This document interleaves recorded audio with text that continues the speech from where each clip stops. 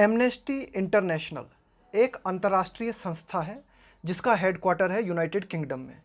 ये जो amnesty international है ये मानव अधिकारों की रक्षा के लिए काम करती है पूरे विश्व स्तर पर।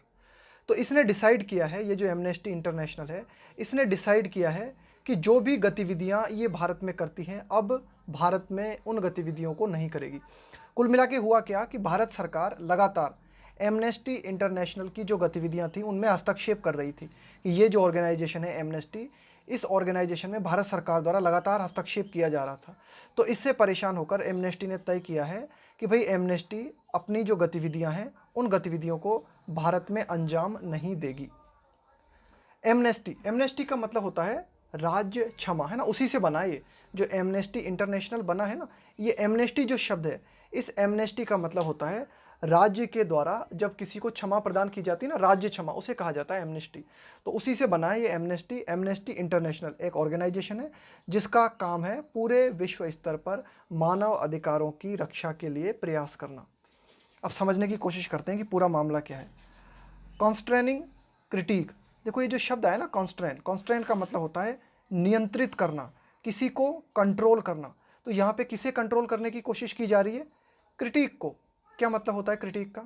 क्रिटिक का मतलब होता है कोई ऐसी रिपोर्ट जो आलोचनात्मक होती है।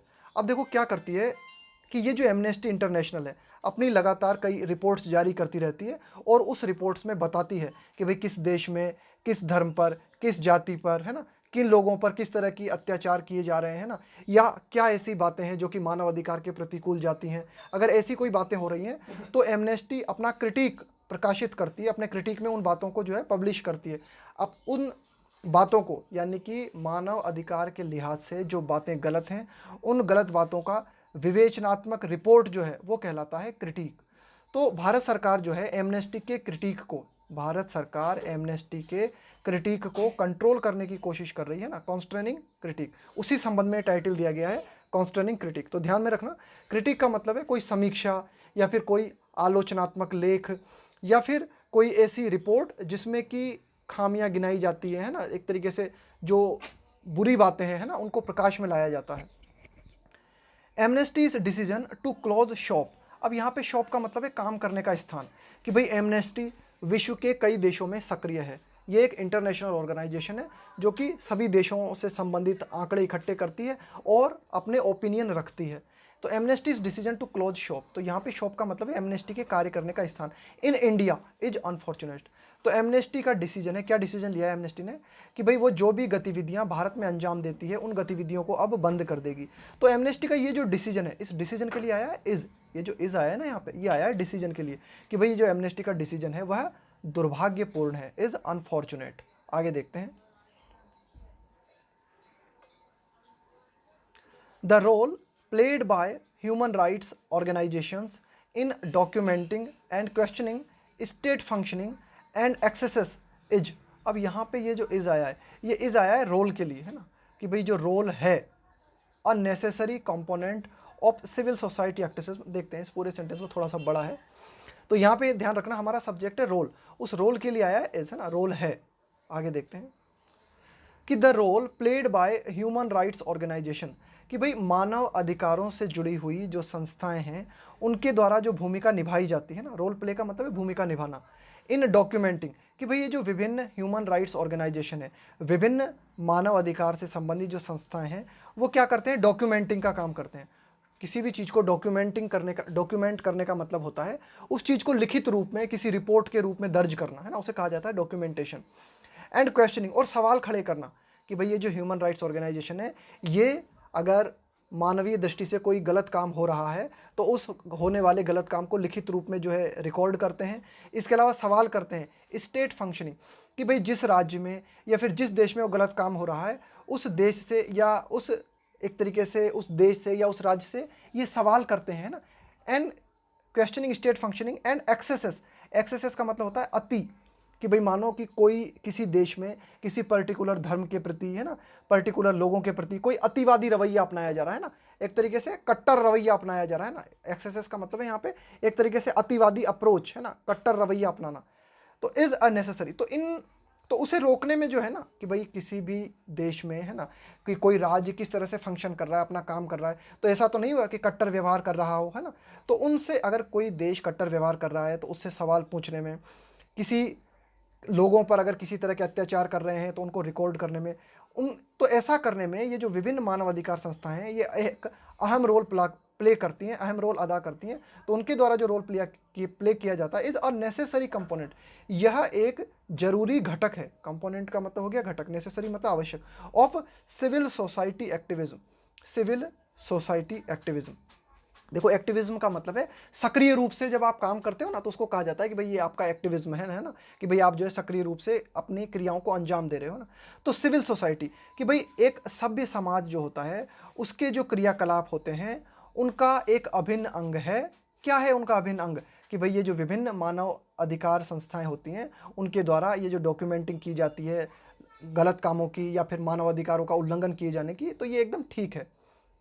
विच इनहेंसेस, अब देखो एडिटोरियल क्या कहना चाह रहा है कि भाई ठीक है इनके द्वारा ये जो रोल प्ले किया जाता है वो एक बहुत ही महत्वपूर्ण है, बहुत ही जरूरी है। एक सभ्य समाज अगर जो है ठीक तरह से काम कर सके उसके लिए इनका रोल बहुत जरूरी है।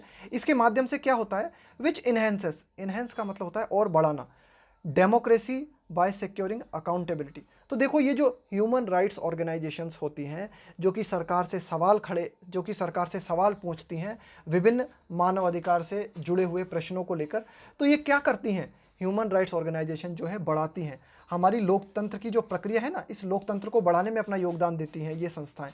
बाय सिक्योरिंग अकाउंटेबिलिटी, अकाउंटेबिलिटी का मतलब होता है जिम्मेदारी, है ना, उत्तरदायित्व।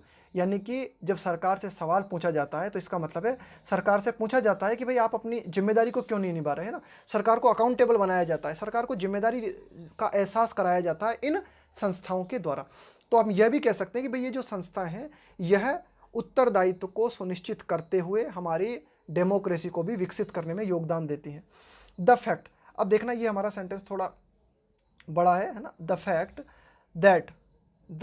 दैट एमनेस्टी इंटरनेशनल, मैंने बताया था आपको इसका पूरा नाम है एमनेस्टी इंटरनेशनल। यह तथ्य की, कौन सा तथ्य? अब उस तथ्य की बात कर लेते हैं हम। कौन सा तथ्य? यह तथ्य कि दैट एमनेस्टी इंटरनेशनल, अब देखो ये एमनेस्टी इंटरनेशनल के बारे में जानकारी दे दी हमें, थोड़ी सी एडिशनल जानकारी दे दी, उसको समझ लेते हैं क्या जानकारी दी additional. Which won the Nobel Peace Prize in 1977, कि भाई एमनेस्टी इंटरनेशनल जिसे कि 1977 में इसने क्या किया? नोबल पुरस्कार, है ना, शांति के लिए नोबल पुरस्कार जीता। अब ये तो एमनेस्टी इंटरनेशनल के बारे में थोड़ी सी एडिशनल जानकारी दे दी हमें। अब यह बात करते हैं कि वो कौन से तथ्य की बात करना चाह रहा है एडिटोरियल। द फैक्ट दैट, यह तथ्य की, the fact that Amnesty International had to का मतलब होता है ऐसा करना पड़ा, है ना, मुझे कपड़े धोने पड़े, I had to wash my clothes. तो हैड टू मतलब ऐसा करना पड़ा।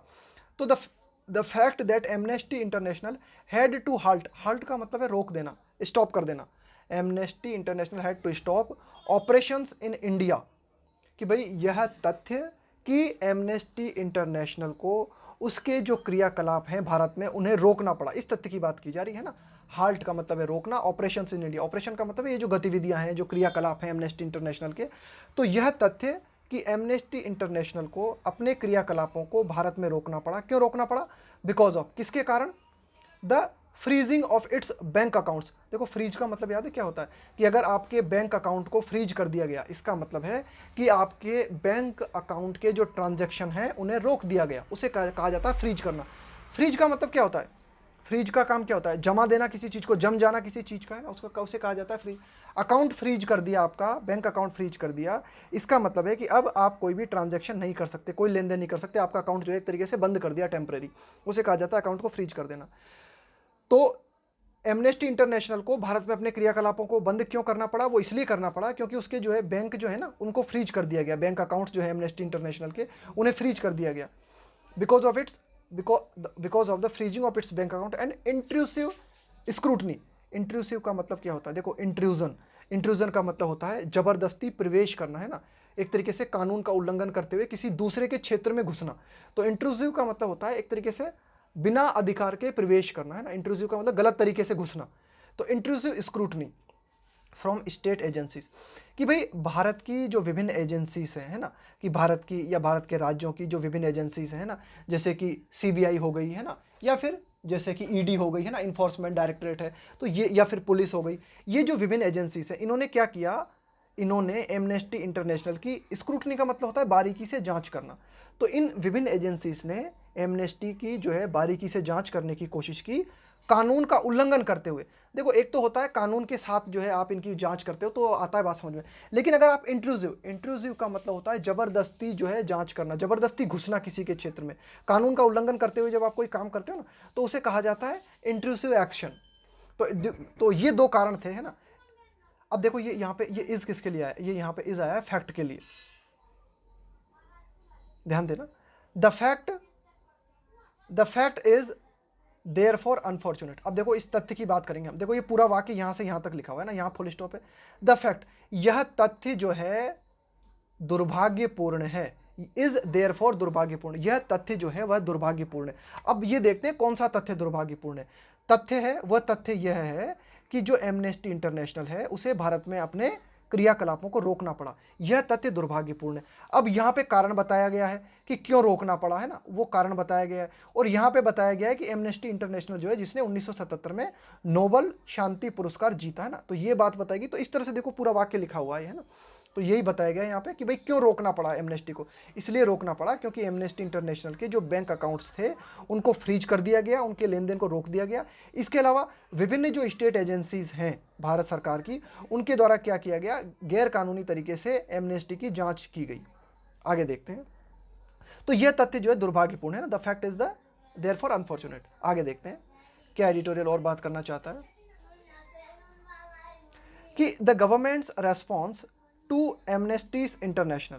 क्या बात कही जा रही है कि the government's response to Amnesty's, government response to Amnesty's decision. अब ये भी थोड़ा सा बड़ा सेंटेंस है हमारा, है ना। That it will not allow interference, interference का मतलब होता है हस्तक्षेप, है ना, दखलंदाजी।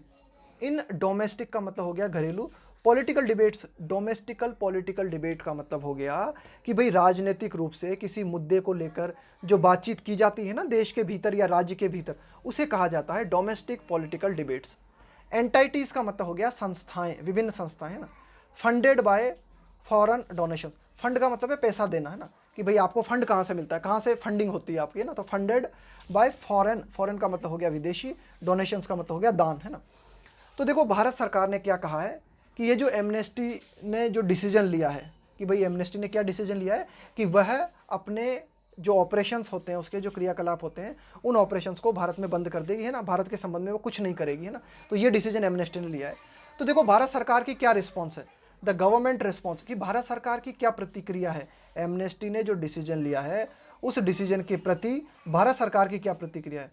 तो भाई भारत सरकार की यह प्रतिक्रिया है, भारत सरकार का कहना है कि वह इस बात को अलाउ नहीं करेगी, कि भारत सरकार इस बात की परमिशन नहीं देगी। किस बात को अलाउ नहीं करेगी भारत सरकार, interference in domestical political debates by entities funded by foreign donation. इसका मतलब हुआ कि भारत सरकार उन संस्थाओं के द्वारा भारत की घरेलू जो राजनीतिक एक तरीके से चर्चा परिचर्चा होती है, कि भारत सरकार दखलंदाजी बर्दाश्त नहीं करेगी। इंटरफेरेंस इन, किस चीज़ में भारत दखलंदाजी बर्दाश्त नहीं करेगी, कि भारत सरकार के जो मुद्दे होते हैं, डिबेट होती है, वाद विवाद होते हैं, राजनीतिक वाद विवाद होते हैं, घरेलू जो मुद्दे होते हैं, कि भाई भारत में जो घरेलू मुद्दे हैं उन पर राजनीतिक रूप से अगर कोई परिचर्चा की जाती है तो उनमें दखलंदाजी उन संस्थाओं के द्वारा नहीं होनी चाहिए, है ना। Entities funded by foreign donations, कि वे संस्थाएं जिन्हें पैसा विदेश से प्राप्त होता है, वे संस्थाएं भारत की राजनीतिक मुद्दों में दखलंदाजी नहीं कर सकती। ये भारत सरकार का कहना है।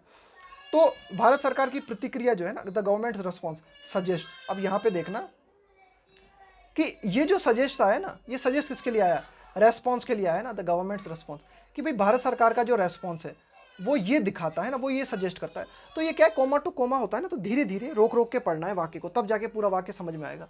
कि भाई भारत सरकार की जो प्रतिक्रिया है वो ये दिखाती है दैट दिस डेन्यूमो, है ना, दैट दिस डेन्यूमो। डेन्यूमो का मतलब होता है, इसको इस स्पेलिंग को याद कर लेना, है ना, थोड़ा सा याद करने की दृष्टि से पढ़ लेना, इसे डिनोयूमेंट पढ़ लेना, इसे याद करने की दृष्टि से।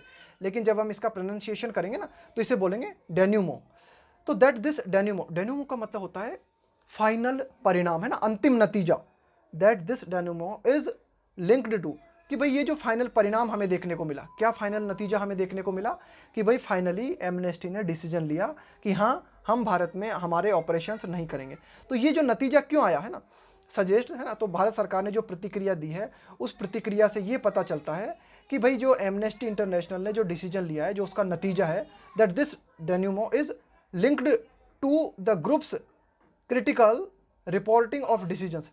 कि भाई भारत सरकार ने इस तरह की जो प्रतिक्रिया दी है वो क्यों दी गई है, भारत सरकार के द्वारा प्रतिक्रिया वो इसलिए दी गई है that this denouement is linked to, कि भारत सरकार की जो प्रतिक्रिया है वो है जुड़ी हुई है। किस चीज़ से जुड़ी हुई है? लिंक्ड टू, लिंक के साथ में टू प्रीपोजिशन का प्रयोग है ना, लिंक्ड टू मतलब जुड़े होना, कि भारत सरकार की जो प्रतिक्रिया है वह जुड़ी हुई है किससे?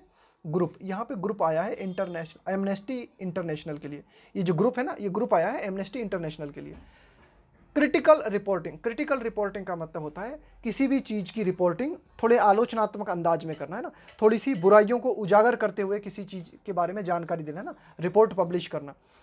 Groups critical reporting of decisions such as, कि भारत सरकार ने जो डिसीजन लिए ना, जैसे कि abrogation of special status for Jammu and Kashmir. देखो एब्रोगेशन का मतलब है समाप्त कर देना, उन्मूलन, एब्रोगेशन मतलब उन्मूलन, समाप्त कर देना।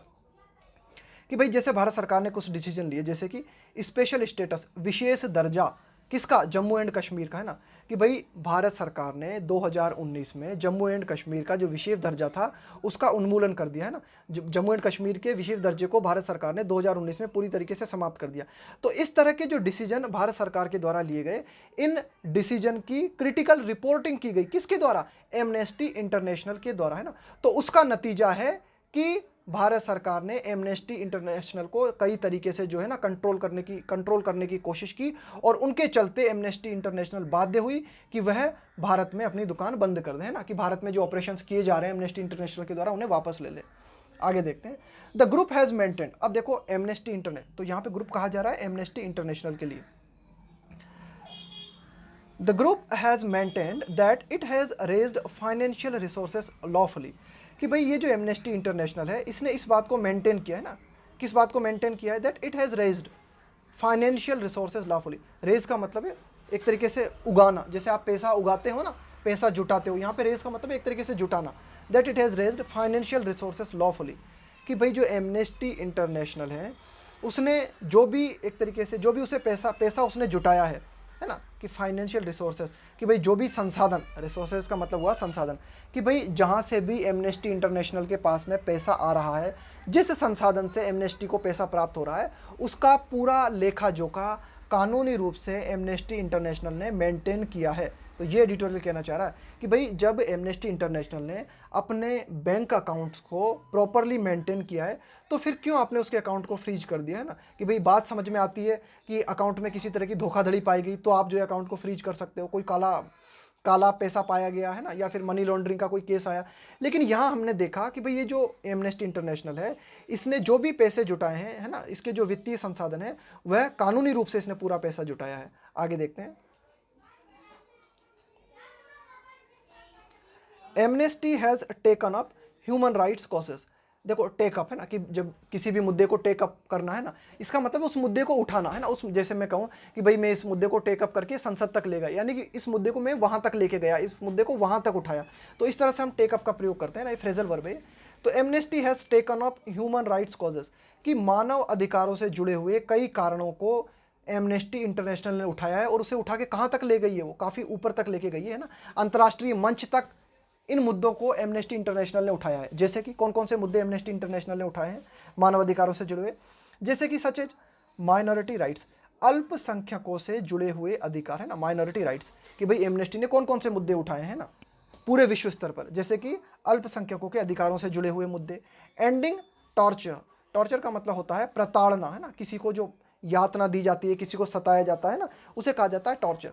एंडिंग टॉर्चर, कि भाई अगर किसी पर्टिकुलर जाति पे, किसी पर्टिकुलर धर्म के लोगों को अगर प्रताड़ित किया जा रहा है तो उसे समाप्त करने में एमनेस्टी इंटरनेशनल ने अपना योगदान दिया है। अल्पसंख्यकों के अधिकारों की रक्षा करने में एमनेस्टी इंटरनेशनल ने अपना योगदान दिया है। इसके अलावा और क्या क्या योगदान है एमनेस्टी इंटरनेशनल के?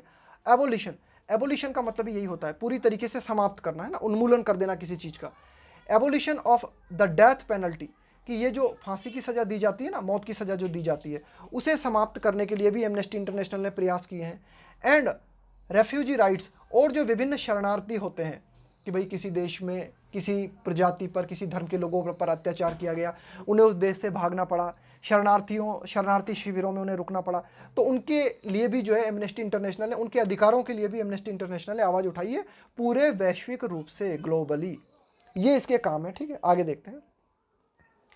एडवोकेसी का मतलब होता है किसी की वकालत करना, किसी के समर्थन में कुछ बातें कहना। Advocacy of these causes has led to का मतलब है कारण बनना, कि भाई ये जो विभिन्न मुद्दे हैं, जिन मुद्दों को एमनेस्टी इंटरनेशनल ने उठाया या फिर एमनेस्टी इंटरनेशनल के द्वारा इन मुद्दों के समर्थन में बोलना कारण बना, किस चीज़ का, कि the group being at loggerhead. Group being का मतलब है होना, एट लॉगर हेड्स, इसको ध्यान में देखना। एट लॉगर हेड्स का क्या मतलब होता है ना, एट लॉगर हेड, अगर मैं कहूं कि आप और मैं लॉगर हेड्स हैं, इसका मतलब है कि आप और मुझ में किसी बात को लेकर डिसएग्रीमेंट है, आप में और मुझ में टकराव की स्थिति बनी हुई है, आप में और मुझ में एक तरीके की लड़ाई जो है वो बनी हुई है, उसे कहा जाता है to be at loggerheads, है ना, एक ईडियम है ये, to be at loggerheads, है ना, लॉगर हेड्स की स्थिति में होना, उसका मतलब है जबरदस्त असहमति होना, टकराव की स्थिति होना। तो एमनेस्टी इंटरनेशनल ने मानव अधिकारों से जुड़े हुए इन विभिन्न मुद्दों को उठाया, जिसके चलते क्या हुआ, इन मुद्दों का समर्थन करना, इन मुद्दों के पक्ष में बोलना कारण बना कि ये जो एमनेस्टी इंटरनेशनल है, ये जो ग्रुप है, इसे एक तरीके से टकराव की स्थिति का सामना करना पड़ा, है ना, एक डिसएग्रीमेंट इसे झेलना पड़ा। किसके साथ टकराव की स्थिति का सामना करना पड़ा एमनेस्टी इंटरनेशनल को? विद रेजिम्स का मतलब होता है शासन, with regimes of various types, कि विभिन्न तरह के शासन के साथ एमनेस्टी इंटरनेशनल को डिसएग्रीमेंट का सामना करना पड़ा, टकराव की स्थिति का सामना करना पड़ा, फिर चाहे वो डेमोक्रेटिक कंट्री हो फिर या ऑथोरिटेरियन कंट्री हो। ऑथोरिटेरियन कंट्री का मतलब होता है जिसमें एक व्यक्ति, है ना, या एक पार्टी का पूरी तरीके से, या एक व्यक्ति का पूरी तरीके से कंट्रोल होता है ना, उसे कहा जाता है ऑथोरिटेरियन गवर्नमेंट। डेमोक्रेटिक गवर्नमेंट मतलब लोकतांत्रिक सरकार। तो चाहे लोकतांत्रिक सरकार रही हो या फिर एक तरीके से आप कह सकते हो अथॉरिटेरियन सरकार रही हो, लेकिन कोई भी सरकार रही हो, एमनेस्टी इंटरनेशनल ने अगर उन देशों में इन मुद्दों को उठाया, इन मुद्दों के पक्ष में आवाज़ बोली, तो इन शासन ने क्या किया, इन रेजिम ने क्या किया, एक तरीके से असहमति की स्थिति पैदा हो गई। किन किन के बीच में? एमनेस्टी इंटरनेशनल के बीच में और विभिन्न देशों के बीच में। आगे देखते हैं। अक्रॉस कंट्रीज, है ना, अक्रॉस कंट्री मतलब इन सारे कंट्रीज की। अक्रॉस कंट्रीज का यहाँ पे मतलब है कि वैश्विक स्तर पे, पूरे विश्व स्तर पर बात करें ना, तो एक छोर से दूसरे छोर पे चले जाओ आप, जितने भी ये सारे के सारे देश फैले हुए हैं, इन देशों में, विभिन्न देशों में जहां भी एमनेस्टी इंटरनेशनल ने इन मुद्दों के समर्थन में बात की, तो एमनेस्टी इंटरनेशनल को टकराव झेलना पड़ा, एमनेस्टी इंटरनेशनल को लॉगर हेड की स्थिति झेलनी पड़ी। India now joins the ranks of countries such as Russia, कि भाई इंडिया जो है, अब इंडिया शामिल हो गया है। इंडिया नाउ ज्वाइंस का मतलब है कि भाई इंडिया अब शामिल हो गया है उन देशों की श्रृंखला में, है ना, रैंक का मतलब है उन देशों के उसमें आ गए हो आप, कि भाई आपकी भी रैंक वही हो गई, आपका भी स्टेटस वही हो गया है, जैसे कि कुछ रशिया। अब देखो क्यों रशिया का उदाहरण दिया गया, वेयर, जहां पर रशिया में हमें क्या देखने को मिला, the group has stopped operation, कि रूस में भी इस एमनेस्टी इंटरनेशनल को अपने ऑपरेशंस को बंद करना पड़ा है, यानी कि रूस में भी एमनेस्टी इंटरनेशनल अपने ऑपरेशंस को बंद कर चुकी है। तो भारत भी अब उन्हीं देशों की कैटेगरी में शामिल हो गया है जिन देशों में रूस जैसे देश आते हैं, जहां एमनेस्टी इंटरनेशनल को अपने ऑपरेशंस को बंद करना पड़ा। आगे देखते हैं। देयर इज नो डाउट, इस बात में कोई शक नहीं है, that the pursuit of these objectives, pursuit इसका मतलब होता है फॉलो करना, किसी चीज को पाने के लिए प्रयास करना, है ना, कि भाई जो आपका गोल है उसका आप पाने के लिए फॉलो करते हो ना, तो उसको कहा जाता है परस्यूट, है ना। देयर इज नो डाउट, इस बात में कोई शक नहीं है, that the pursuit of these objectives, objectives का मतलब हो गया गोल, आपके उद्देश्य, कि ये जो एमनेस्टी इंटरनेशनल के उद्देश्य है ना, क्या उद्देश्य है इसके, कि भाई अगर शरणार्थी हैं तो उनकी आवाज़ उठाना, अल्पसंख्यक लोगों पर अगर अत्याचार किए गए हैं तो उनके लिए जो है आवाज़ उठाना, है ना, विभिन्न जेंडर से जुड़े हुए जो लोग हैं अगर उनके प्रति गलत जो है उनके प्रति उनको प्रताड़ना दी जा रही है तो उनके पक्ष में बोलना, है ना। तो it is there is no doubt that the pursuit of these objective, तो ये जो उद्देश्य हैं एमनेस्टी इंटरनेशनल के, तो ये जो ऑब्जेक्टिव्स हैं एमनेस्टी इंटरनेशनल के, इनको फॉलो करने के कारण, even if it is not uniform across a lopsided world. देखो लॉपसाइडेड का मतलब याद है क्या होता है? लॉपसाइडेड का मतलब होता है अनबैलेंस्ड। लॉपसाइडेड का मतलब होता है कि भाई जैसे मैं कहूँ कि आपकी जो रूफ है, आपकी जो छत है वो लॉपसाइडेड है, इसका मतलब है एक तरफ झुकी हुई है, एक तरफ उठी हुई है ना, अनबैलेंस होना, उसको कहा जाता है लॉपसाइडेड। कि हम ये नहीं कि इवन इफ का मतलब है भले ही, इट इज़ नॉट यूनिफॉर्म, कि भाई एमनेस्टी इंटरनेशनल के जो काम है, यूनिफॉर्म का मतलब है एक समान, कि भाई ये जो एमनेस्टी इंटरनेशनल है उसके काम एक समान नहीं है अक्रॉस अ लॉपसाइडेड वर्ल्ड, कि हमारा जो विश्व है वो पूरा विश्व ही एक समान नहीं है। कहीं तो जो है लोकतांत्रिक सरकार है, कहीं जो है तानाशाही सरकार है। तो जो पूरा विश्व है वो पूरा विश्व ही यूनिफॉर्म नहीं है, और इस जो पूरा विश्व ही पहले तो यूनिफॉर्म नहीं है, तो एमनेस्टी इंटरनेशनल जो है ना उसका भी काम जो है यूनिफॉर्म नहीं है, उसका भी काम एक जैसा नहीं है विभिन्न देशों में ना। तो there is no doubt that the pursuit of these objectives has, अब यहाँ पे ये जो हैज़ आया ना, ध्यान देना, यहाँ पे हैज़ क्यों आया, हैव क्यों नहीं आया, यहाँ पे हैज़ आया इस परस्यूट के लिए, है ना, कि भाई ये जो परस्यूट है यानी कि ये जो आपका जो फॉलो करने का जो काम है, कि आपका आपके उद्देश्यों को पाने का जो काम है, हैज़ ओनली इन्हेंस्ड, इसने मात्र बढ़ाया है। हैज़ ओनली इन्हेंस्ड का मतलब इसने सिर्फ बढ़ा दिया है, इन्हेंस का मतलब है बढ़ा देना। एंड फर्दर्ड, फर्दर्ड का मतलब यही होता है कि आप जो डेवलपमेंट आपका चल रहा है, जो विकास चल रहा है, उस विकास को और आगे ले जाना है ना, उसको कहा जाता है furthered. The cause of human rights, है ना, देयर इज़ नो डाउट कि भाई एमनेस्टी इंटरनेशनल के जो ऑब्जेक्टिव्स हैं, एमनेस्टी इंटरनेशनल के जो ऑब्जेक्टिव्स हैं उनको फॉलो करने का जो काम है ना, उनको जो परस्यूट का जो आपका उनको पाने का जो आपका प्रयास है, उसने क्या किया है, और बढ़ा दिया है ना, इन्हेंस कर दिया है, उस प्रोग्रेस को और ज़्यादा बढ़ा दिया है। मानव अधिकारों से जुड़े हुए जो कारण हैं ना उनको और ज़्यादा बढ़ा दिया है।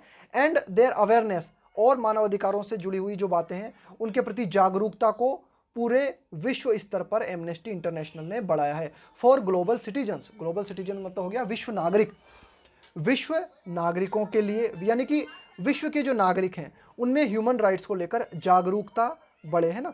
तो इसको सुधारने का काम जो है एमनेस्टी इंटरनेशनल ने किया है। हालांकि ये जो काम एमनेस्टी इंटरनेशनल ने किया है ना, यह पूरे विश्व स्तर पर एक समान नहीं है। एक समान इसलिए नहीं है क्योंकि विभिन्न विश्व में, विभिन्न देशों में विभिन्न तरह की सरकारें हैं, यानी कि पूरा विश्व जो है, ऐसा तो नहीं पूरे विश्व में एक समान सरकारें हैं कि सभी में लोकतांत्रिक सरकारें हैं, सभी में सिर्फ 2 या 3 पार्टीज हैं, नहीं, है ना, हर तरह की सरकार है। तो उस प्रकार से भले ही अलग अलग सरकार हो, तो एमनेस्टी इंटरनेशनल ने जो है काम किया है, भले ही वो काम एक सा नहीं रहा हो, लेकिन फिर भी जो काम एमनेस्टी इंटरनेशनल ने किया है उसके माध्यम से जो है वैश्विक स्तर पर ह्यूमन राइट्स के संबंध में लोगों में जागरूकता बढ़ी है।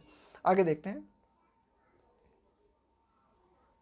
डेमोक्रेटिक रेजिम्स, कि भाई ये जो लोकतांत्रिक शासन है, यानी कि एक तरीके से लोकतांत्रिक कंट्रीज है ना, जैसे कि भारत है, डेमोक्रेटिक रेजिम्स है ना, लोकतांत्रिक शासन, that are bound by, that are bound, bound का मतलब होता है बंधे होना, है ना, कि भाई मैं जो है कानून से बंधा हुआ हूं, है ना, तो आप क्या बोलोगे, बाउंडेड बाय लॉ, है ना।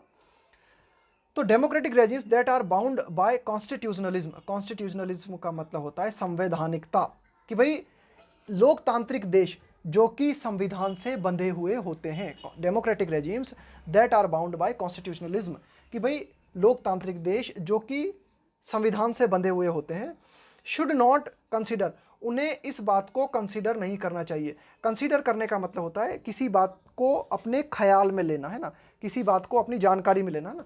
Should not consider critical activism by groups such as Amnesty, तो विभिन्न जो लोकतांत्रिक देश हैं उन्हें जो है अगर उनकी क्रिटिकल, उनकी आलोचना की जाती है, क्रिटिकल एक्टिविज्म का, एक्टिविज्म का मतलब समझ गए आप, सक्रिय रूप से किसी गतिविधि को अंजाम देना, है ना, उसे वो होता है एक्टिविज्म। तो अगर क्रिटिकल एक्टिविज्म, कि भाई कोई भी लोकतांत्रिक देश है, अगर उसकी आलोचना की जाती है विभिन्न ग्रुप्स के द्वारा, जैसे कि एमनेस्टी इंटरनेशनल हो गया, इनके द्वारा अगर किसी लोकतांत्रिक देश की आलोचना की जाती है ना, तो उस आलोचना को इन देशों को किस तरह से, किस रूप में नहीं लेना चाहिए, एज बीइंग, बीइंग का मतलब है होना, एडवर्सरियल, एडवर्सरियल का मतलब है एक तरीके से विरोधात्मक होना, है ना, कि भाई एडवर्सर, है ना, एडवर्सरियल का मतलब होता है विरोध में नहीं लेना, मतलब विरोधात्मक, एडवर्सरियल का मतलब हो गया विरोधात्मक, कि भाई जो लोकतांत्रिक देश हैं, अगर लोकतांत्रिक देशों की आलोचना की जाती है विभिन्न ग्रुप्स के द्वारा, जैसे कि एमनेस्टी इंटरनेशनल है, वह किसी लोकतांत्रिक देश की आलोचना करता है, तो उस आलोचना को इन लोकतांत्रिक देशों को पॉजिटिव वे में लेना चाहिए, सकारात्मक तरीके से लेना चाहिए, है ना। इस आलोचना को इन लोकतांत्रिक देशों को ऐसा नहीं समझना चाहिए कि ये जो आलोचना है ना यह उनके विरोध में है ना, ऐसा नहीं समझना चाहिए उनको, है ना, इस रूप में नहीं लेना चाहिए एज बीइंग एडवर्सरियल, कि भाई ये आलोचना कर दी अगर इस किसी ग्रुप ने हमारी, तो ये जो है एक तरीके से इसने हमारा विरोध कर दिया, नहीं। इस आलोचना को जो है, अगर आलोचना जो है की जाती है, कानून के दायरे में रहकर अगर कोई आलोचना की जाती है, तो उस आलोचना को जो है विरोध के रूप में नहीं लेना चाहिए, कम से कम किन्हें, डेमोक्रेटिक कंट्रीज को। क्यों? क्योंकि डेमोक्रेटिक कंट्रीज जो है वे संविधान से बंधी हुई होती हैं, है ना। आगे देखते हैं, बट इंस्टेड, लेकिन इसके बजाय व्यू इट, ये जो विभिन्न डेमोक्रेटिक कंट्रीज़ हैं, इनको अगर इनकी आलोचना की जाती है ना, तो उस आलोचना को इन्हें किस रूप में देखना चाहिए? View it as constructive critique, रचनात्मक। कंस्ट्रक्टिव का मतलब हो गया रचनात्मक, क्रिटिक, क्रिटिक का मतलब मैंने आपको पहले भी बताया था। क्रिटिक का मतलब होता है कोई ऐसी रिपोर्ट जिसमें किसी सरकार के बारे में जो है आलोचनात्मक रूप से बातें लिखी जाती है। क्रिटिक का मतलब है एक ऐसी रिपोर्ट जिसमें किसी मुद्दे के बारे में समीक्षात्मक रूप से लिखा जाता है। तो अगर किसी लोकतांत्रिक सरकार की आलोचना किसी क्रिटिक में की जाती है, तो उस क्रिटिक को सरकार को रचनात्मक रूप से लेना चाहिए ना, constructive critic of their functioning. Functioning का मतलब है, अरे यार ये तस्वीर नैना में बंद करना,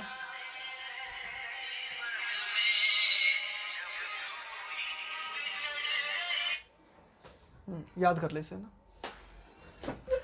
तो सरकार को क्या करना चाहिए कि सरकार को जो है इसके बजाय इस तरह की अगर रचनात्मक, ये जो क्रिटिक होते हैं ना, क्रिटिक से मतलब समझ गए आप कि अगर आलोचनात्मक लेख अगर सरकार के खिलाफ लिखे जाते हैं, तो उन आलोचनात्मक लेख को सरकार को पॉजिटिव वे में लेना चाहिए और अपने फंक्शन को सुधारने के लिए, कि भाई सरकार जो काम कर रही है ना, उस काम करने को सुधारने के लिए सरकार को इन लेखों का सहारा लेना चाहिए। ये एडिटोरियल कहना चाह रहा है। भाई सरकार को ऐसा नहीं समझना चाहिए कि किसी ऑर्गेनाइजेशन ने अगर सरकार के खिलाफ लिख दिया, तो सरकार को ऐसा नहीं समझना चाहिए कि भाई सरकार का विरोध कर दिया इस लेख ने। नहीं, सरकार को देखना चाहिए और रचनात्मक विकास जो है सरकार को उस लेख से, मतलब कुछ पॉजिटिव बातें सरकार को उस लेख से निकालनी चाहिए।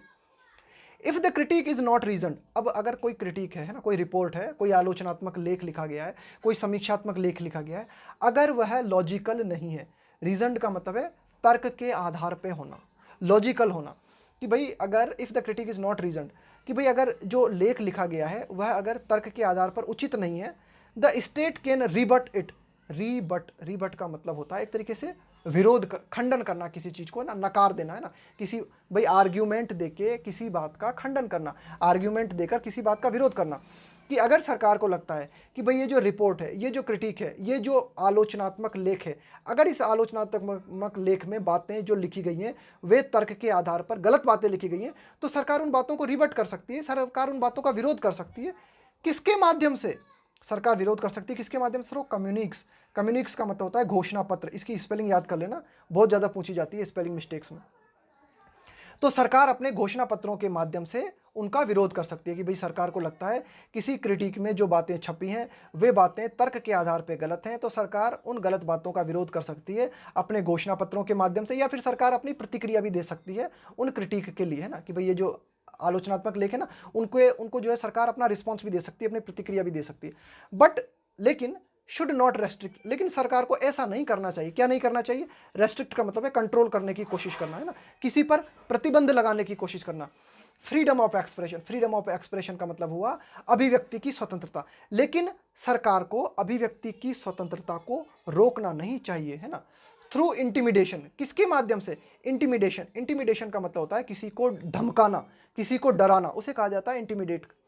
और रेस्ट्रेनिंग, रेस्ट्रेनिंग का मतलब है किसी को कंट्रोल करना, किसी पर प्रतिबंध लगाने की कोशिश करना, एक्शन, है ना। तो सरकार को अगर लगता है कि किसी क्रिटिक में सरकार के खिलाफ बातें कही गई हैं और वे बातें गलत हैं, तो सरकार अपने घोषणा पत्र के माध्यम से या फिर सरकार प्रतिक्रिया देकर उन बातों का खंडन कर सकती है। लेकिन सरकार को जो है अभिव्यक्ति की स्वतंत्रता को नहीं रोकना चाहिए ना, सरकार को डरा धमका कर, है ना, या फिर सरकार को जबरदस्ती नियंत्रण करके किसी की अभिव्यक्ति की स्वतंत्रता को नहीं रोकना चाहिए। भाई अगर प्रेस के माध्यम से कोई अपनी मैगजीन के माध्यम से कुछ लिखना चाहता है और कानून के दायरे में लेकर लिखना चाहता है, तो उसे लिखने देना चाहिए। अगर सरकार को लगता है कि भाई कोई बात गलत है, तो सरकार जो है उस बात का खंडन कर सकती है, उस बात का विरोध कर सकती है, उसे रिबट कर सकती है। आगे देखते हैं। Central governments in India have consistently registered discomfort with critical civil society organization, है ना। सिविल सोसाइटी ऑर्गेनाइजेशन का मतलब है विभिन्न संस्थाएं जो कि एक सभ्य समाज को निर्मित करने के लिए काम करती हैं ना, आलोचनात्मक तरीके से काम करती हैं, यानी कि अगर कुछ गलत हो रहा है तो उस गलत चीज़ के प्रति आवाज़ उठाती है ना। तो ऐसी जो ऑर्गेनाइजेशंस हैं ना, उनके लिए कहा जा रहा है कि भाई जो केंद्र सरकार है भारत में जो केंद्र सरकार है, कंसिस्टेंटली मतलब लगातार, रजिस्टर्ड डिस्कम्फर्ट मतलब एक तरीके की बेचैनी होना, है ना, एक तरीके की बेचैनी, है ना, कि भाई जो है आप जो है आराम सहज महसूस नहीं करते। तो भारत सरकार जो है लगातार सिविल सोसाइटी के द्वारा, कि भाई ये जो एमनेस्टी इंटरनेशनल जैसी ऑर्गेनाइजेशंस हैं, इन ऑर्गेनाइजेशंस के द्वारा अगर इन ऑर्गेनाइजेशंस के द्वारा आलोचनात्मक तरीके से अगर कोई काम किए जाते हैं तो उन कामों के साथ लगातार केंद्र सरकार जो है सहज महसूस नहीं करती, है ना। ओवर द ईयर्स मतलब कई सालों से हम ऐसा देख रहे हैं। But the national democratic alliance, देखो एनडीए, बीजेपी और उसका जो गठबंधन है, इस पूरी सरकार को कहा जाता है NDA, national democratic alliance. Alliance का मतलब होता है गठबंधन। लेकिन ये जो वर्तमान में वर्तमान में जो सरकार है भारत में, है ना, उसके लिए कहा गया है वर्तमान में जो बीजेपी वाली या जो वर्तमान में जो एनडीए सरकार है, एनडीए लेड गवर्नमेंट, मतलब वह सरकार जिसका प्रतिनिधित्व किसके द्वारा किया जा रहा है, एनडीए के द्वारा। लेड का मतलब है कि भाई इसका प्रतिनिधित्व किया जा रहा है। हैज़ टेकन स्टेप्स, लेकिन वर्तमान में, ठीक है, पिछले कई दिनों से, कई वर्षों से हम ये देख रहे हैं कि केंद्र सरकार लगातार सहज महसूस नहीं करती विभिन्न क्रिटिकल सिविल सोसाइटी ऑर्गेनाइजेशंस के साथ। लेकिन हमें क्या देखने को मिला है कि ये जो वर्तमान सरकार है, इसने क्या किया है, इसने कुछ कदम उठाए हैं, हैज़ टेकन स्टेप्स, इसने कुछ कदम लिए हैं, कदम उठाए हैं टू कॉन्स्ट्रेन ग्रुप्स। कॉन्स्ट्रेन का मतलब है नियंत्रित करना, कंट्रोल करना, प्रतिबंध लगाना। टू कॉन्स्ट्रेन ग्रुप्स, है ना भाई। लेकिन जो वर्तमान एनडीए सरकार है, इसने क्या किया है, नियंत्रित करने की कोशिश की है ग्रुप्स को। कौन से ग्रुप्स को? इवन मोर, इसी तरह के ग्रुप्स को, जैसे कि एमनेस्टी इंटरनेशनल है या इसी तरह के अन्य जो ग्रुप्स हैं, इनको कंट्रोल करने की और भी ज़्यादा वर्तमान एनडीए सरकार ने कोशिश की है। स्पेशली दोज, खासकर उन ग्रुप्स को कंट्रोल करने की, उन ग्रुप्स को प्रतिबंध करने की इस वर्तमान सरकार ने कोशिश ज़्यादा की है। That are transnational. ट्रांसनेशनल का मतलब होता है देश के बाहर के, ट्रांसनेशनल का मतलब है दूसरे देशों के। कि भाई ये जो वर्तमान सरकार है, इसने दूसरे देशों के जो विभिन्न संस्थाएं हैं, उन संस्थाओं को बैन करना या उन संस्थाओं को कंट्रोल करना, उन संस्थाओं पर प्रतिबंध ज़्यादा लगाया है ना। Transnational in their functioning, functioning का मतलब होता है कार्य करना, है ना। कि भाई जो विभिन्न भारत की बाहर की जो ऑर्गेनाइजेशंस हैं, जो भारत में काम कर रही हैं, जो भारत में फंक्शन कर रही हैं, उन पर प्रतिबंध लगाने का काम वर्तमान एनडीए सरकार ने ज़्यादा किया है। आगे देखते हैं। This was exemplified. एग्जाम्पलीफाइड का मतलब है कि भाई इसका उदाहरण हमें देखने को मिला। एग्जाम्पलीफाइड बना है एग्जाम्पल से। एग्जाम्पल का मतलब है उदाहरण, एग्जाम्पलीफाइड मतलब किसी चीज को उदाहरण के रूप में प्रस्तुत करना। तो this was exemplified in the monsoon session. कि भाई भारत सरकार जो है, वर्तमान भारत सरकार जो है, वह लगातार देश से बाहर की जो विभिन्न ऑर्गेनाइजेशंस हैं, उनको लगातार बैन करने का काम कर रही है। ये हमें देखने को मिला, है ना। इसका उदाहरण हमें देखने को मिला वर्तमान मानसून सत्र में, है ना। दिस वाज एग्जाम्पलीफाइड का मतलब है कि भाई इसका उदाहरण हमें वर्तमान मानसून सत्र में देखने को मिला। क्या देखने को मिला हमें वर्तमान मानसून सत्र में? कि वर्तमान मानसून सत्र में, संसद का जो मानसून सत्र है, उसमें संशोधन किए गए, अमेंडमेंट्स। अमेंडमेंट्स का मतलब है उसमें संशोधन किए गए, है ना, विभिन्न संशोधन किए गए। तो वे जो अमेंडमेंट्स थे, है ना, ये अमेंडमेंट्स के लिए आया है वर। तो वे जो अमेंडमेंट्स थे वर रश्ड थ्रू। रश्ड थ्रू का मतलब होता है जल्दबाजी में पास करना, रश्ड थ्रू पार्लियामेंट, है ना। तो वे जो विभिन्न संशोधन थे, उन संशोधनों को जल्दबाजी में संसद से पास कराया गया बिना किसी डिस्कशन के, with little discussion. Little discussion का मतलब है नेगेटिव, न के बराबर डिस्कशन। अगर यहाँ पे लिखा होता ना अ लिटिल डिस्कशन, इसका मतलब है कि हाँ भाई थोड़ा बहुत डिस्कशन हुआ, लेकिन लिखा हुआ है लिटिल डिस्कशन, मतलब न के बराबर डिस्कशन, यानी कि डिस्कशन हुआ ही नहीं। तो हमें क्या देखने को मिला कि सरकार ने विभिन्न जो है संशोधन वर्तमान मानसून सत्र में पारित किए बिना किसी जल्दबाजी के। अब ये जो संशोधन थे, ये संशोधन किस चीज़ से जुड़े हुए थे? फॉरेन कंट्रीब्यूशन रेगुलेशन अमेंडमेंट, विदेश के द्वारा जो योगदान दिया जाता है ना, उससे, उसका संशोधन से संबंधित जो कानून है, फॉरेन कंट्रीब्यूशन अमेंडमेंट एक्ट, है ना। कि विदेश के द्वारा जो पैसा विभिन्न ऑर्गेनाइजेशंस के माध्यम से भारत में लगाया जाता है, उससे संबंधित जो कानून है, उनका जो ड्राफ्ट निर्मित किया गया, उनका जो प्रारूप बनाया गया, विदाउट कंसल्टिंग स्टेक होल्डर्स, है ना, उनका प्रारूप निर्मित किया गया विदाउट, है ना, बिना विचार विमर्श किए। कंसल्टिंग का मतलब होता है विचार विमर्श किए। स्टेक होल्डर का मतलब होता है हितधारक। कि भाई कोई कानून अगर बनाया जा रहा है तो उस कानून से प्रभावित होने वाले लोग, उन्हें कहा जाता है स्टेक होल्डर्स। तो उनसे भी तो डिस्कशन करना चाहिए ना। अगर आप किसानों से जुड़ा हुआ कोई कानून लेके आ रहे हो, तो किसानों का विचार विमर्श, किसानों की राय भी तो ली जानी चाहिए। ये एडिटोरियल कहना चाह रहा है। तो एडिटोरियल कहना चाह रहा है कि भाई जो वर्तमान एनडीए गवर्नमेंट है, वह विभिन्न विदेशों से जुड़े हुए जो संगठन है, इनको बैन करने के प्रति कुछ ज़्यादा ही कमिटेड है, इनको ज़्यादा ही बैन कर रही है। और इसका उदाहरण हमें देखने को मिला वर्तमान मानसून सत्र में। क्या देखने को मिला हमें मानसून सत्र में? कि भाई कुछ ऐसे कानून हैं जिनमें, जो कि विदेशी निवेश से संबंधित है, कुछ ऐसे कानून जो कि विदेशी निवेश से संबंधित हैं, फॉरेन कंट्रीब्यूशन से संबंधित हैं। उन कानूनों का जो प्रारूप है, उसे जो है स्टेक होल्डर से, हितधारकों से जो है भाई, जिनके जो हितधारक है ना, उनसे चर्चा परिचर्चा किए बिना संसद में जल्दबाजी के साथ बिना किसी डिस्कशन के पारित कर दिए गए। एडिटोरियल फाइनली बात करता है कि फॉर इंडिया, इंडिया के लिए, टू एस्पायर, एस्पायर का मतलब है बनना, है ना, कि आपकी ऐसी महत्वाकांक्षा है, आप क्या बनना चाहते हो, है ना। For India to aspire to become a developed and a just nation, ये जो लिखा हुआ है ना जस्ट नेशन, इसका मतलब है न्यायपूर्ण राष्ट्र। जस्ट नेशन का मतलब है न्यायपूर्ण राष्ट्र, न्यायिक राष्ट्र। कि भाई अगर इंडिया बनना चाहता है, अगर इंडिया की ऐसी महत्वाकांक्षा है ना, एस्पायर, अगर इंडिया की ऐसे एस्पायरेशन, अगर इंडिया चाहता है, क्या चाहता है, टू बिकम अ डेवलप्ड, कि भाई अगर भारत जो है एक विकसित देश बनना चाहता है और एक न्यायपूर्ण देश बनना चाहता है, तो भारत को क्या करना चाहिए, इट मस्ट बिल्ड, इसे जरूर निर्मित करना चाहिए, है ना, build, it must build on its strength, Bharat को अपनी ताकतों को मजबूत करना चाहिए। क्या है भारत की ताकतें, सच है, जैसे कि इट्स डेमोग्राफिक डिविडेंड, डेमोग्राफिक का मतलब हो गया जनसंख्या संबंधी, डिविडेंड का मतलब हो गया लाभांश, कि भाई भारत की जनसंख्या अधिक है, तो इसे भारत को क्या करना चाहिए, अपनी जनसंख्या को लाभ, अपनी जनसंख्या से लाभ कमाने की कोशिश करनी चाहिए भारत को, है ना, इसका फायदा उठाना चाहिए ना, पॉजिटिव वे में लेना चाहिए भारत को अपनी जनसंख्या को। इसके अलावा तब जाके भारत जो है डेवलप्ड नेशन बन सकता है ना, विकसित राज्य बन सकता है। एंड द प्रोसीजरल इंस्टीट्यूशंस, प्रक्रियात्मक संस्थाएं, कि भाई ऐसी संस्थाएं, विभिन्न संस्थाएं भारत में रह के जो काम कर रही हैं और कानून की प्रक्रिया के साथ काम कर रही हैं, तो वे जो संस्थाएं हैं, है ना, that have been built over decades, ऐसी संस्थाएं जो कई दशकों के दौरान निर्मित हुई है, दैट हैव बीन बिल्ट, ऐसी संस्थाएं जिनको कि निर्मित किया गया है, कब, ओवर डिकेड्स, है ना, कई, डिकेड का मतलब होता है 10 वर्षों का समय, भारत में काम करने वाली ऐसी संस्थाएं जो कि कई दशकों में जाके निर्मित हुई हैं, तो ये जो अपना काम कर रही हैं, इन कामों, इनको जो है ठीक तरह से अपना काम करने देना चाहिए, है ना। तो ऐसा अगर भारत सरकार करती है तो भारत जल्द ही एक डेवलप्ड नेशन बन सकता है। फॉर इट, इट आया है भारत सरकार के लिए, for it to reap, reap का मतलब है काटना, जैसे बोलते हैं ना फसल काटना, उसके लिए कहा जाता है reap. For it to reap benefits from these advantages, Bharat को कई एडवांटेज हैं, कई, भारत जो है लाभ की स्थिति में, जैसे भारत की जनसंख्या ज़्यादा है तो भारत अपनी जनसंख्या का लाभ उठा सकता है, भारत में कई तरह की इंस्टीट्यूशंस काम कर रही हैं, अगर ये इंस्टीट्यूशंस ठीक तरह से काम करती हैं तो भारत की उन्नति में जो है योगदान मिलेगा।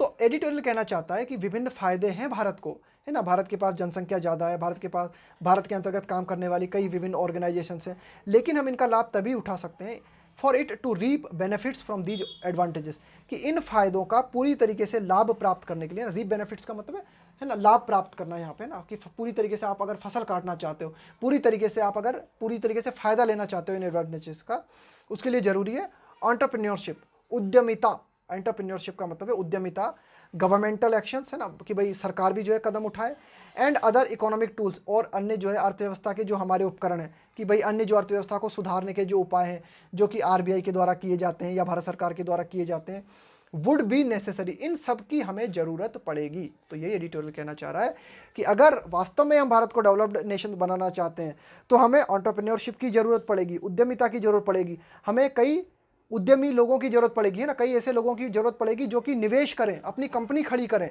सरकार जो है एक्शन ले, इसके अलावा विभिन्न इकोनॉमिक टूल्स की हमें आवश्यकता पड़ेगी, इन सब की हमें ज़रूरत होगी, would be necessary but not sufficient, लेकिन ये अपने आप में पर्याप्त नहीं, इनकी ज़रूरत तो पड़ेगी, लेकिन सिर्फ अगर इतना हो गया तो ये पर्याप्त होगा ऐसा नहीं कह सकते, बट नॉट सफिशिएंट, इतना होना ही पर्याप्त नहीं है। The country needs to allow, है ना, कि भाई भारत सरकार को ज़रूरत है, किस बात की ज़रूरत है, for a vibrant civil society, vibrant का मतलब है जोशपूर्ण, कि भाई एक सिविल सोसाइटी है ना, कि भाई एक सोसाइटी होती है देश में, है ना, उसमें देश के जाने माने पत्रकार होते हैं, बड़े बड़े वकील होते हैं, है ना, रिटायर्ड जजेस होते हैं, इनके द्वारा जो एक सभ्य समाज होता है ना, उसकी भी हमें ज़रूरत है देश को आगे ले जाने के लिए, है ना।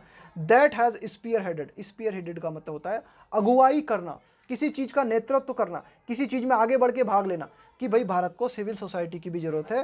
कैसी सिविल सोसाइटी, जिसने आगे बढ़ के भाग लिया है, विविध, सेवरल का मतलब है विविध, रिफॉर्म्स का मतलब है सुधार, रिलेटेड टू, जो कि जुड़े हुए हैं, अकाउंटेबिलिटी, कि भाई अकाउंटेबिलिटी का मतलब होता है उत्तरदायित्व, जिम्मेदारी, है ना, कि भाई अकाउंटेबिलिटी का मतलब है किसी को जिम्मेदार बनाना, है ना, किसी के ऊपर उत्तरदायित्व फिक्स करना, कि विभिन्न उत्तरदायित्व से जुड़े हुए जो काम हैं उन कामों की अगुवाई करने में सिविल सोसाइटी ने अपनी महत्वपूर्ण भूमिका निभाई है।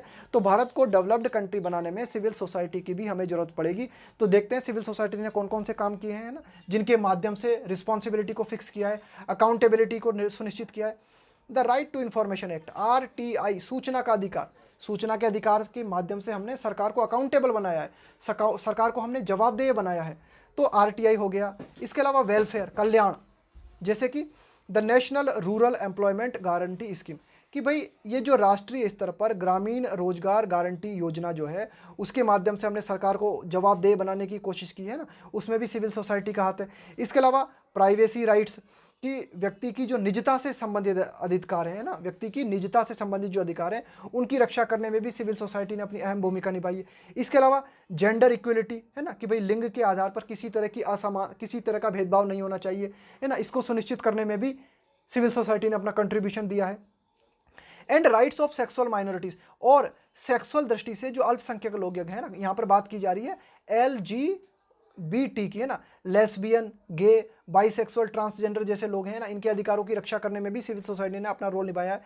एनवायरमेंटल एक्टिविज्म अमंग अदर्स है ना, अमंग अदर्स का मतलब अन्य ये कारण है, एनवायरमेंटल एक्टिविज्म हो गया कि भाई जो एनवायरनमेंट से जुड़े हुए जो मुद्दे हैं उनको भी सिविल सोसाइटी ने उठाया। तो ये सारे के सारे मुद्दे हैं जो कि सिविल सोसाइटी ने उठाए हैं। तो इस तरह से हम कह सकते हैं कि सिविल सोसाइटी भी देश के विकास में बहुत महत्वपूर्ण है। नॉन गवर्नमेंटल ऑर्गेनाइजेशन, गैर सरकारी संगठन, will continue to have a role to play in this, कि भाई भारत सरकार को एक डेवलप्ड कंट्री बनाने में जो गैर सरकारी संगठन है इनका रोल जो है वह बना रहेगा, इनके रोल इनकी भूमिका जो है बनी रहेगी है ना, ये अपना रोल जो है प्ले करते रहेंगे। It is to be hoped, ऐसी उम्मीद की जानी चाहिए, ऐसी आशा की जानी चाहिए, कैसी उम्मीद की जानी चाहिए। एमनेस्टी डिसीजन, कि भाई ये जो एमनेस्टी इंटरनेशनल है इसने जो डिसीजन लिया है, क्या डिसीजन लिया है, इसने रोक देने का, टू हाल्ट का मतलब है रोक देना, ऑपरेशंस, कि एमनेस्टी इंटरनेशनल अपनी गतिविधियों को जो एमनेस्टी इंटरनेशनल भारत में जो अपनी गतिविधियां करता है ना, उन गतिविधियों को रोक देने का जो डिसीजन एमनेस्टी इंटरनेशनल ने लिया है, इज़ देयरफॉर टेम्परेरी, यह टेम्परेरी होगा, कि भाई ये डिसीजन जो है ये टेम्परेरी रहेगा, थोड़ा सा है ना, कि भाई अल्पकालीन रहेगा ये डिसीजन, ऐसी उम्मीद की जानी चाहिए। And that it would be able to function, और हमें ऐसी उम्मीद करनी चाहिए कि एमनेस्टी इंटरनेशनल जो है दोबारा से अपना काम करेगी है ना, इस योग्य हो पाएगी। बी एबल का मतलब है योग्य होना है ना, it would be able to function, कि भाई एमनेस्टी इंटरनेशनल जो है दोबारा से इस योग्य हो पाएगी कि वह अपना काम जो है दोबारा से जारी रख सके, किसमें, भारत में, with in India's regulatory framework. Regulatory का मतलब है कि भाई जो भारत के रूल्स एंड रेगुलेशंस है ना, उनका जो ढांचा है ना, फ्रेमवर्क का मतलब है कि भाई जो ढांचा है, कि भाई भारत के रूल्स एंड रेगुलेशंस से जुड़ा हुआ जो ढांचा है, उस ढांचे के अंतर्गत रहते हुए एमनेस्टी इंटरनेशनल अपने कामों को थोड़ी देर रोक देने के बाद में फिर से अपने काम को दोबारा कर पाएगी, ऐसी उम्मीद की जानी चाहिए।